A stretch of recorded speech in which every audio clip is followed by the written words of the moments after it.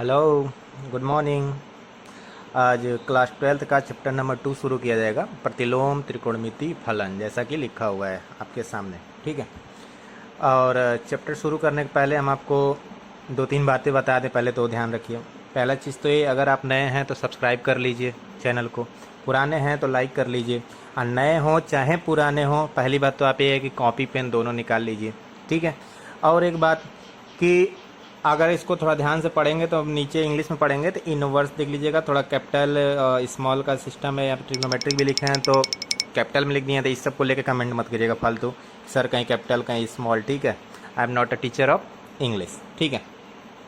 हम लोग मैथमेटिक्स वाले हैं, थोड़ा सा दाएं बाएं चलता है। ठीक है। अगर किसी को बहुत ज़्यादा बुरा लग रहा हो तो उसके लिए भाई चलिए सॉरी है। ठीक है। अब आइए अपने बात पे।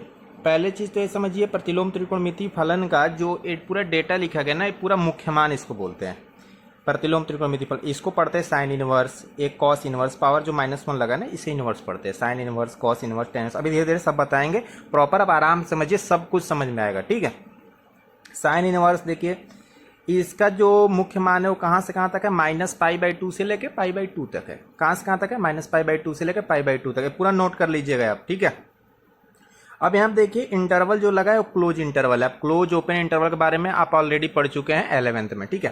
क्लोज इंटरवल क्या बताता है कि आपको -π/2 रख सकते हैं, π/2 भी रख सकते हैं, बीच की सारी वैल्यूज, मतलब -π/2 और π/2 के बीच की जितनी वैल्यूज है सारी की सारी रख सकते हैं। ठीक है। ओके। कॉस इनवर्स को देखेंगे तो 0 to π के बीच में जितनी वैल्यूज है सारी रखेंगे, इंक्लूड 0 भी होगा पाई भी होगा, क्योंकि दोनों क्या है, क्लोज इंटरवल है। अगर tan इनवर्स पे देखेंगे तो ओपन इंटरवल है। ये क्या बता रहा है कि -π/2 π/2 के बीच का तो सार रखेंगे, लेकिन -π/2 भी नहीं रखेंगे, π/2 नहीं रखेंगे। मतलब देखिए एक बात ध्यान समझिएगा, जो वैल्यू इनफाइनाइट जिस पे दे रहे हो उसको हमको हटाना है। साइन इनवर्स में इसका ओरिजिनल समझे साइन, तो साइन में किसी भी वैल्यू पे इनफाइनाइट नहीं होता है, इसलिए देखिए इसको क्लोज रखे हैं। कॉस भी किसी वैल्यू पे इनफाइनाइट नहीं होता है, क्लोज रखे हैं। लेकिन tan में एक बात है, tan में क्या हो जाता है कि π/2 पे इनफाइनाइट दिखाता है, इसलिए -π/2 भी हटाएं, π/2 भी हटाएं। कोसेक इनवर्स को देखेंगे तो सेम साइन वाला चला है, सेम।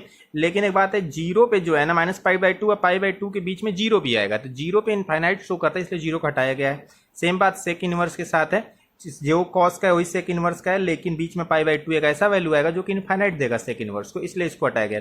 कॉट इनवर्स आपका 0 to π है, लेकिन देखिए 0 पे क्या किया गया, ओपन किया गया, इसका मतलब कि 0 पे इनफाइनाइट दिखाता है और पाई पर भी इनफाइनाइट शो करता है। ठीक है। तो इसलिए इसको हटाया गया। ठीक है। तो ये बात तो आपको समझ में आ रही होगी। इसको पहले काम करिएगा, पूरा अच्छे से इसको नोट कर लीजिएगा। ठीक। अब नोट करने के बाद थोड़ा चलते हैं आगे। आगे अब बात समझेंगे, बहुत इंपॉर्टेंट बात, एक बात बता रहे हैं अब आपको कि यहाँ पे साइन इनवर्स वगैरह को लेकर ना थोड़ा सा डाउट होता है।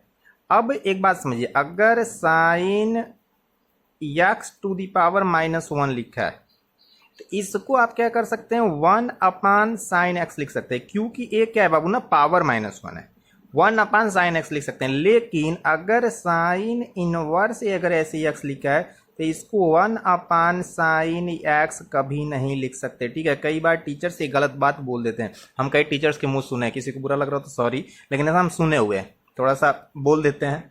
ठीक है। चलिए, तो ये देखिए, तो ये चीज हो सकता है लेकिन ये चीज नहीं होता, ये चीज सबके लिए, कॉस के लिए, tan के लिए, सबके लिए। ठीक है।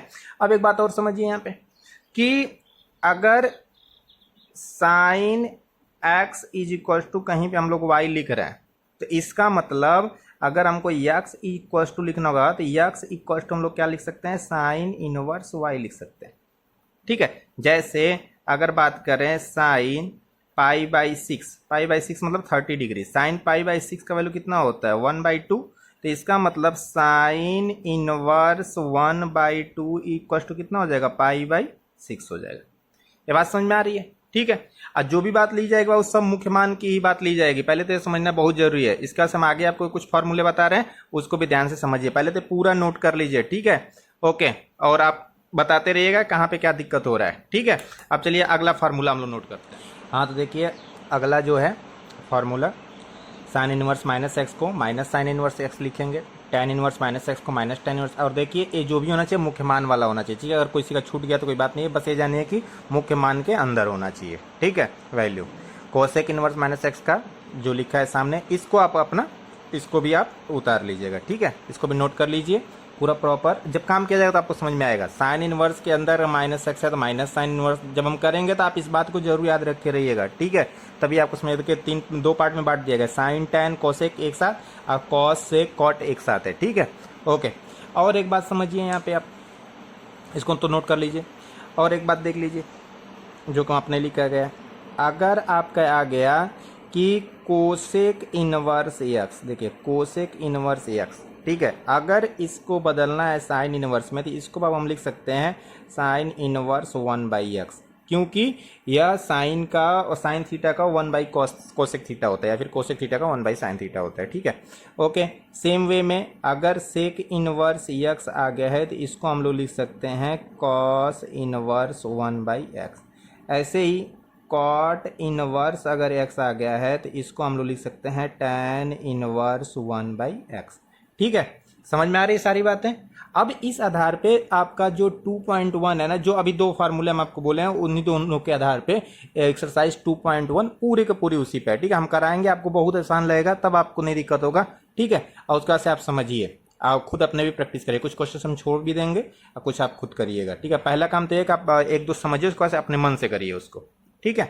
ओके, चलिए अब स्टार्ट करते हैं हम लोग एक्सरसाइज नंबर 2.1 एनसीईआरटी, ठीक है। चलिए तब एनसीईआरटी का 2.1 शुरू करते हैं और इसको देखिए आराम से समझिए, कुछ क्वेश्चन हम जरूर छोड़े हुए हैं, ध्यान से देखिए। इस देखिए साइन इनवर्स -1/2 लिखा है। अभी आपको लिखवाया गया कि साइन इनवर्स -x अगर होगा तो उसको हम लोग क्या लिख सकते हैं, माइनस साइन इनवर्स x लिख सकते हैं। पहले इसको क्या करें, माइनस साइन इनवर्स 1/2 कर देंगे, ठीक है।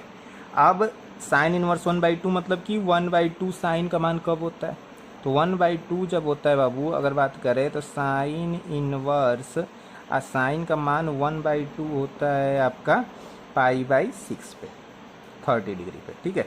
साइन इनवर्स से साइन कैंसिल हो जाता है, ठीक है, कैंसिल। अब बच्चा कितना π/6, तो इसका आंसर हो जाएगा -π/6। कोई कोई बच्चा क्या है डायरेक्ट भी लिख देता है कि साइन इनवर्स 1/2 कब होता है, π/6 होता है, डायरेक्ट भी लिख देता है, ठीक है, कोई दिक्कत नहीं है इसका।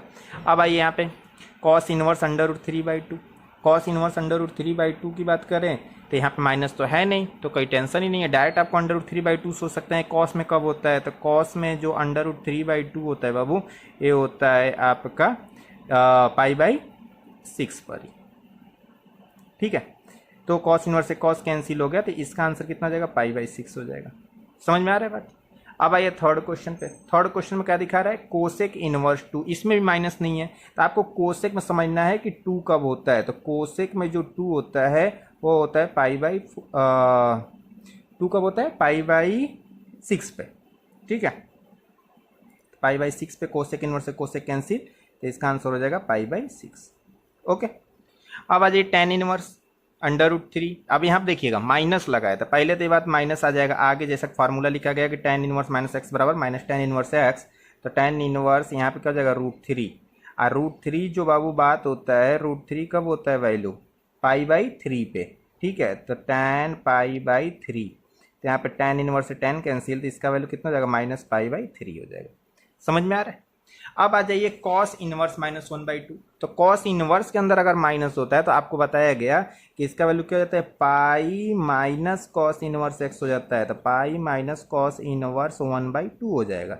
और 1/2 कब होता है बाबू, 60 डिग्री पे, 60 डिग्री बोले तो π/3, ठीक है। तो कॉस π/3 पे होगा। ओके, कॉस इनवर्स से कॉस कैंसिल, तो ये क्या हो जाएगा, पाई माइनस π/3, इसमें से माइनस करेंगे तो ये वैल्यू कितना हो जाएगा, 2π/3। उम्मीद करते हैं समझ में आ रहा होगा, बहुत छोटा छोटा सवाल है, ठीक है। ये सब जो भी आएगा ऑप्शनल में आएगा, ओके, कोई इसका टेंशन नहीं है। अब आ जाइए आप, सब 6, 7, 8, 9 सब छोड़ दिया गया आपके लिए, ठीक है, जरूर उसको ट्राई करिएगा। डायरेक्ट हम आ गए 10 पे। 10 में क्या लिखा, कोसेक इनवर्स -√2, तो इसको माइनस में है, और आपको फार्मूला जो दिखाया गया वो क्या दिखाया गया कि मतलब कोसेक इनवर्स -x अगर है तो माइनस कोसेक इनवर्स x हो जाएगा। तो माइनस कोसेक इनवर्स x की जगह क्या है, √2, और √2 कब होता है कोसेक में वैल्यू, π/4 पे होता है। तो कोसेक इनवर्स यहाँ पे क्या लिख देंगे, कोसेक π/4 लिख देंगे, ठीक है। कोसेक इनवर्स से कोसेक कैंसिल, तो कितना हो जाएगा, π/4। काटते नहीं, नहीं काट पीट देना, ठीक है, कटता नहीं, बस वैसे दिमाग में सोचेंगे, ठीक है। ओके, समझ में आ रहा है सब बातें, ठीक है। बहुत आसान आसान सवाल है, जरूर इसको देखिए और इसको नोट भी करते रहे, जो क्वेश्चन छोड़े जा रहे हैं उसको आप भी करिए, ठीक है। चलिए अब आगे की तरफ चलते हैं, अगले क्वेश्चन की तरफ। हाँ, अब 11th वाला क्वेश्चन देख लीजिएगा। इसमें कुछ खास नहीं है, जैसे आप उसको अलग अलग किए हैं तो क्या कर दिया कि मिक्स कर दिया है, उसका कोई टेंशन तो है नहीं।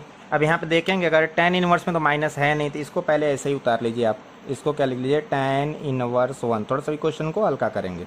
cos इनवर्स के अंदर माइनस लिखा है, फॉर्मूला जो आप करके आ रहे हैं वो बोल रहा है कि cos इनवर्स के अगर माइनस होता है तो उसको क्या कर देंगे, पाई माइनस कर देते हैं, तो इसको कर देंगे पाई माइनस cos इनवर्स 1/2। फिर साइन इनवर्स के अगर अंदर माइनस लिखा है तो साइन इनवर्स के अंदर लिखा है तो उसको क्या करते हैं, आगे माइनस लगा देंगे और फिर साइन इनवर्स, फिर उसको पूरा उतार लेंगे 1/2 को। अब सबकी वैल्यू लिखते हुए चले जाएंगे।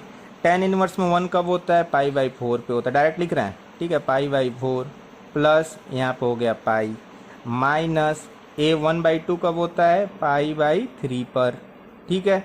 यहाँ पे 1/2 कब होगा साइन में, पाई/6 पर। समझ में आ रहा है बातें यहाँ पे। अब क्या करेंगे, तीनों का एलसीएम ले लेंगे, तीनों का जब एलसीएम लेंगे वो तो आ जाएगा 12, तीनों नहीं सॉरी 4, 12। यहाँ पर हो जाएगा 3 पाई, यहाँ पर हो जाएगा 12 पाई, यहाँ पर हो जाएगा 4 पाई, यहाँ पर हो जाएगा 2 पाई, ठीक है। 12 3 15 पाई और 4 2 6 पाई अपन 12, 15 में से 6 हो गया 9, 9 पाई/12।